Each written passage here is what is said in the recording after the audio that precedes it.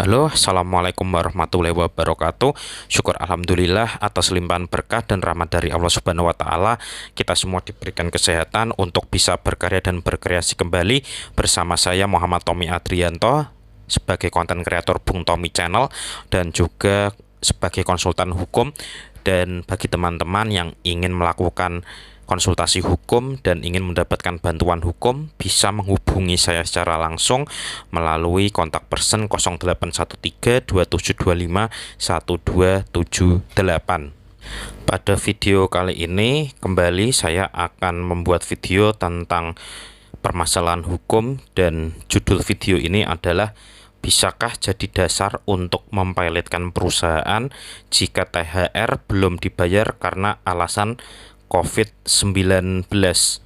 Sebelum saya jelaskan tentang video pada kali ini, dan saya minta tolong kepada teman-teman untuk menyaksikan video saya yang lain juga berkaitan dengan permasalahan hukum, teman-teman bisa membuka deskripsi video ini dan juga ada link videonya.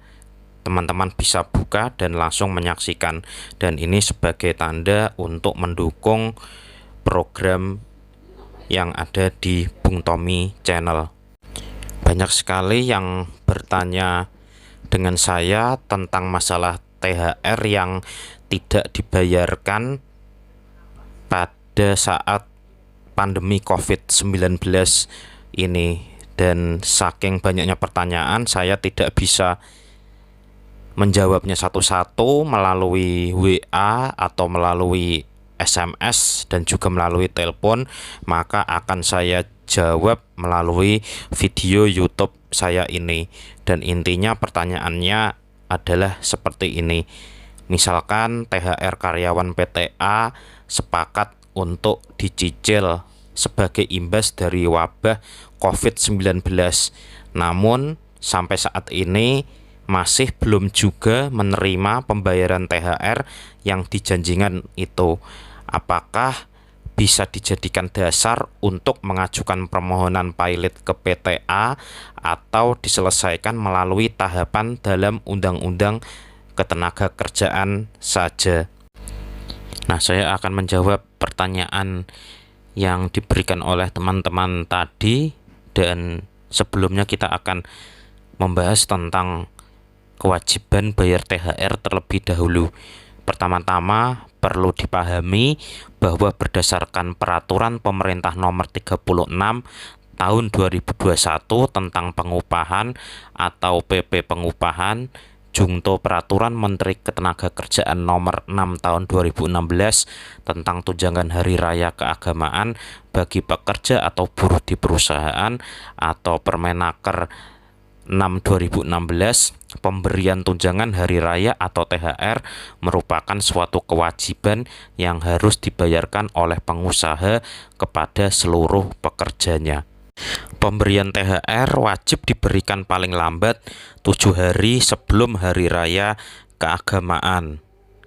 Dalam hal pengusaha terlambat membayar THR tersebut, maka pengusaha dikenakan denda sebesar 5% dari total THR yang harus dibayarkan. Pengenaan denda tersebut juga tidak menghapuskan kewajiban pengusaha untuk tetap membayar THR ke pekerjanya. Selanjutnya kita akan membahas tentang THR selama pandemi dengan memperhatikan kondisi perekonomian selama pandemi COVID-19, di mana banyak terjadi kesulitan kelangsungan usaha. Menteri Ketenagakerjaan telah menerbitkan Surat Edaran Menteri Ketenagakerjaan nomor M/6/HI 0001/5/2020 tahun 2020 tentang pelaksanaan pemberian tunjangan hari raya keagamaan tahun 2020 di perusahaan dalam masa pandemi coronavirus disease 2019 atau COVID-19 SE Menaker THR 2020, dan Surat Edaran Menteri Ketenagakerjaan nomor M/6/HK 04/2020 4/2021 tahun 2021 tentang pelaksanaan pemberian tunjangan hari raya keagamaan tahun 2021 bagi pekerja atau buruh di perusahaan atau SE Menaker THR 2021. Dari kedua SE tadi memberikan pedoman pembayaran THR bagi perusahaan selama masa pandemi COVID-19. Untuk pembayaran THR tahun 2021, perusahaan yang masih terdampak pandemi dan tidak mampu memberikan THR, maka pengusaha wajib yang pertama melakukan dialog dan membuat kesepakatan tertulis dengan pekerja tentang waktu pembayaran THR dengan syarat paling lambat dibayar sebelum Hari Raya Keagamaan 2021. 2. Membuktikan ketidakmampuan perusahaan kepada pekerja melalui laporan keuangan internal yang transparan. Ketiga, memastikan tidak menghilangkan kewajiban pengusaha untuk tetap membayar THR. Dan yang keempat, melaporkan hasil kesepakatan antara pengusaha dan pekerja kepada Dinas Ketenagakerjaan setempat paling lambat 7 hari sebelum Hari Raya Keagamaan. Sedangkan untuk THR tahun 2020, perusahaan yang tidak mampu membayar THR wajib melakukan dialog untuk menyepakati 1.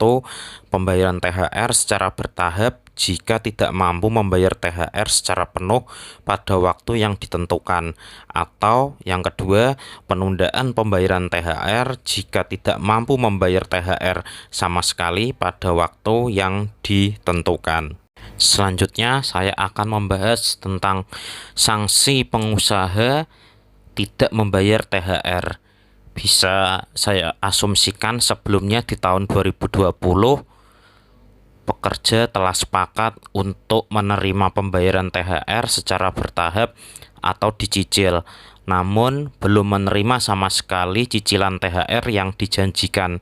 Hal pertama yang bisa diupayakan pekerja adalah melakukan konfirmasi dan klarifikasi kepada pengusaha perihal pembayaran THR. Apabila THR masih tetap belum dibayar, pekerja dapat melakukan pengaduan ke Dinas Ketenagakerjaan setempat.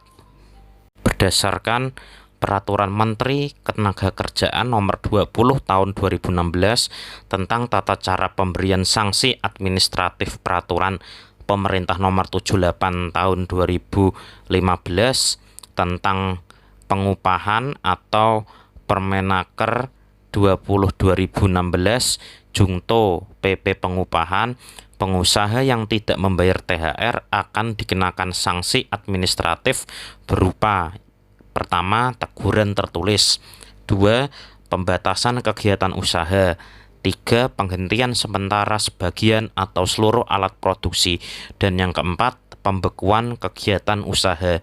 Selain itu, meskipun pengusaha telah dikenakan sanksi administratif, hal ini tidak menghilangkan kewajiban pengusaha untuk membayar THR ke pekerjanya.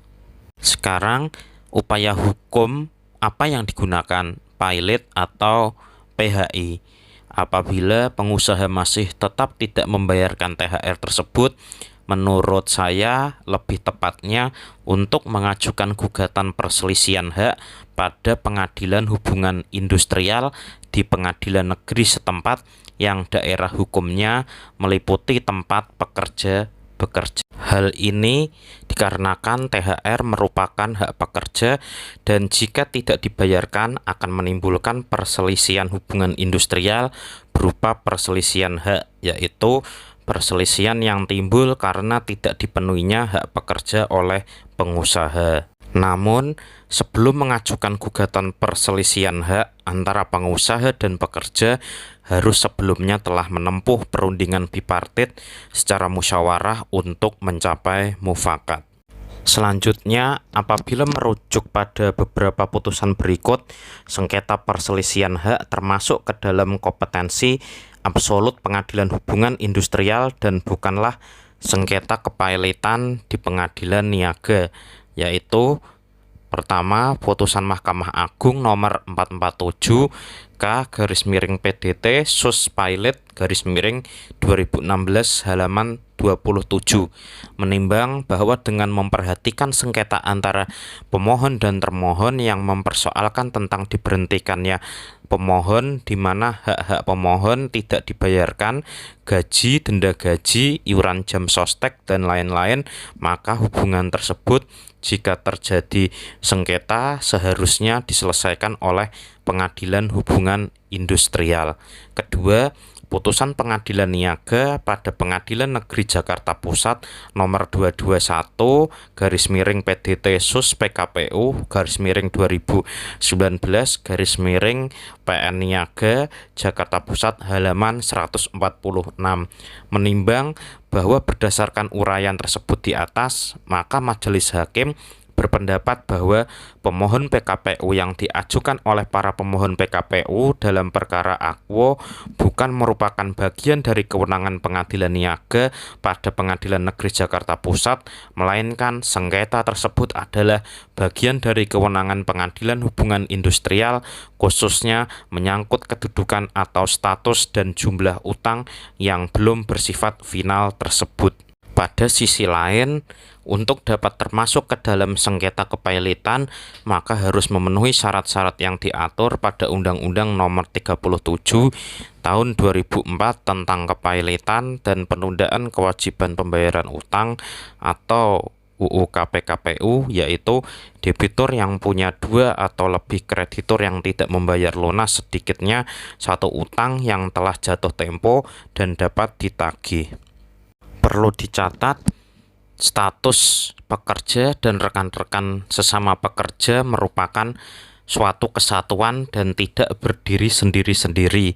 Dengan demikian, pekerja harus mencari kreditur lain yang dimiliki oleh pengusaha agar memenuhi syarat permohonan pernyataan pailit sebagaimana dimaksud di atas. Hal ini sesuai putusan Pengadilan Niaga pada Pengadilan Negeri Jakarta Pusat nomor 3 garis miring pailit garis miring 2007 garis miring PN Niaga Jakarta Pusat, yaitu menimbang bahwa 544 karyawan itu tidak bisa dianggap sebagai kreditor perorangan, meskipun berdasarkan putusan Pengadilan Hubungan Industrial nomor 157 garis miring PHI G garis miring 2008 garis miring PHI BDG, para pemohon berhak mendapatkan kompensasi lantaran pemecatan secara sepihak. Oleh karena itu, hal ini harus dipandang sebagai satu kesatuan. Oleh karena itu, dalam hal pengusaha tidak membayar THR, maka upaya hukum yang lebih tepat dilakukan adalah dengan mengajukan gugatan perselisihan hak ke Pengadilan Hubungan Industrial yang memiliki kompetensi absolut untuk memeriksa dan mengadili perkara perselisihan hak dan bukan melalui kepailitan pada Pengadilan Niaga. Dan demikian jawaban dari saya, semoga bermanfaat bagi teman-teman semua yang bermanfaat, sekaligus kita bisa mendapatkan ilmu baru, pengetahuan baru yang berkaitan dengan masalah hukum, dan kita juga bersama-sama belajar agar kita mengetahui permasalahan tentang masalah hukum. Dan terima kasih, sampai jumpa lagi, dan mohon maaf apabila ada kata-kata saya yang kurang berkenan. Saya Muhammad Tommy Adrianto sebagai konten kreator Bung Tommy Channel dan juga sebagai konsultan hukum. Dan juga jangan lupa teman-teman untuk like, komentar, dan subscribe Bung Tommy Channel agar channel ini berkembang dan memberikan ilmu pengetahuan kepada teman-teman semua. Saya pamit dulu. Wassalamualaikum warahmatullahi wabarakatuh.